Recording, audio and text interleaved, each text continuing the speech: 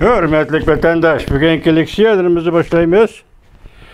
Tünüge iki parça leksiya mağmaya kaldı. Bizden Sezgür leksiya degen bir parça leksiya Birleşken Devletler Teşkilatı katibi gaytırısının bu kadar Münhen'deki Avrupa bexatarlık yığını söz degen sözü bir cümle. Bugün anlatıman, onunki keç kaldı bir gün keçirinler bunun için vatandaşlar. Bugünkü leksiyalarımızı başlayımız. Leksiyarısı da acırızı. Washington'da sözleyimiz. Bugün çizgiler 2022 yıl 2. ayının 20. günü vatandaşlar. Yukarıda gaytırısının sözlügen sözü mesela Birleşken Devletler Teşkilatı'nın Kişilik Hukuk Komiteti Valisi Barçilat'nın Şinjan'ı yani müstemlike Uyguristan'ı ziyaret kılışı meselesi. İkinci evvel bu 5 hukuku ilişkileri geçirenler vatandaşlarım.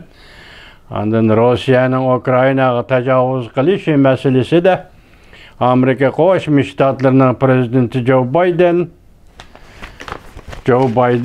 bugün dedi ya ki bugünkü doğrulığında ciddi yığın çakırdı. Yani devlet bexatarlığı meselesi bu ciddi yığın çakırdı degen mavzu.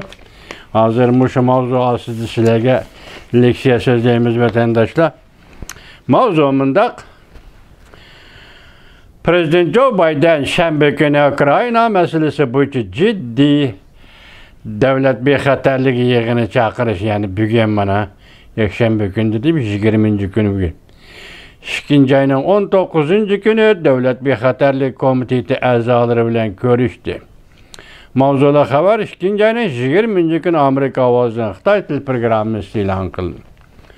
Haber mundaq başlandı. Washington, Aksaray, şembe günü mundaq ilan kıldı. Amerika Koşmuş Ştatları Prezidenti Joe Biden 2. ayının 20. günü bugün Devlet Bexatarlık Komiteti azaları bilen görüşüdü.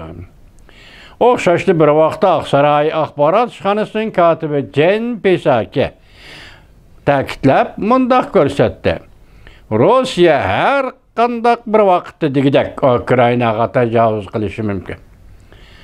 Psaki mundaq ko'rsatdi.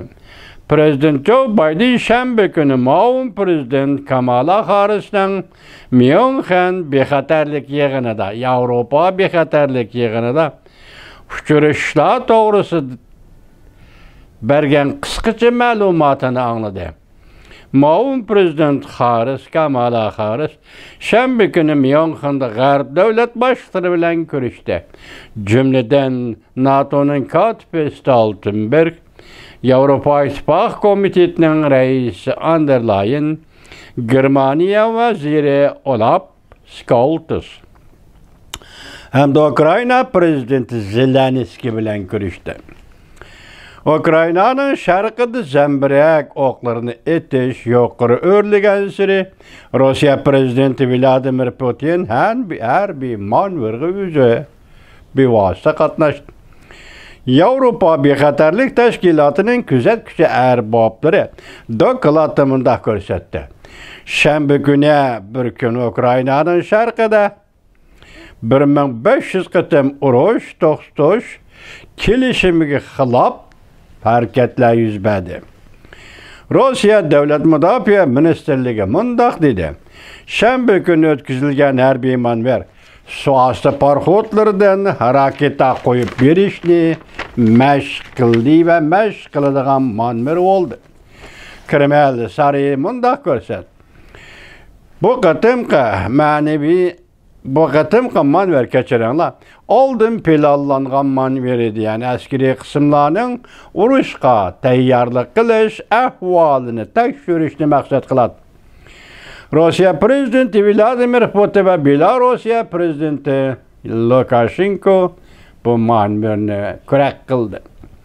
Amerika Koşmuş Ştatları Devlet Müdafiə Ministeri Austin şembe günü mundaq ko'rsatdi.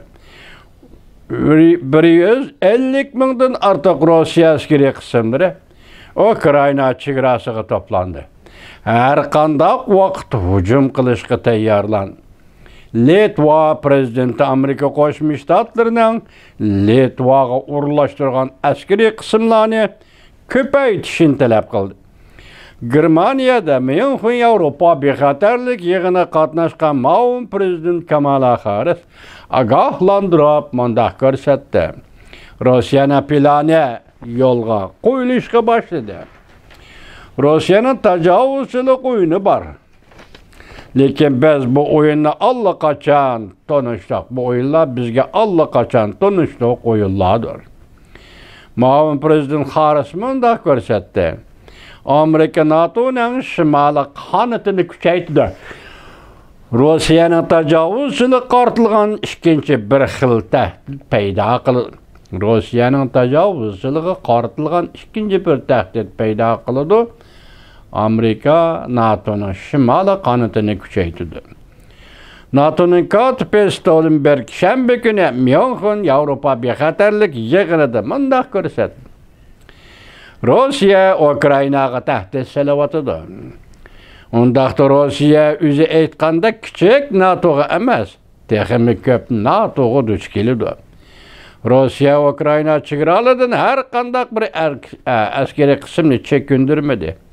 Biz ansirab turyapmiz. Rossiya davomli askar to'playotdi. Davomli tayyorlik qilyapti. Angliya vaziri Boris Johnson BBC'ga mundaq ko'rsatdi. Paketlar ko'rsatdiki, Rossiya hozir 1945-yildan beriki eng zo'r Yevropa urushini planlayapti.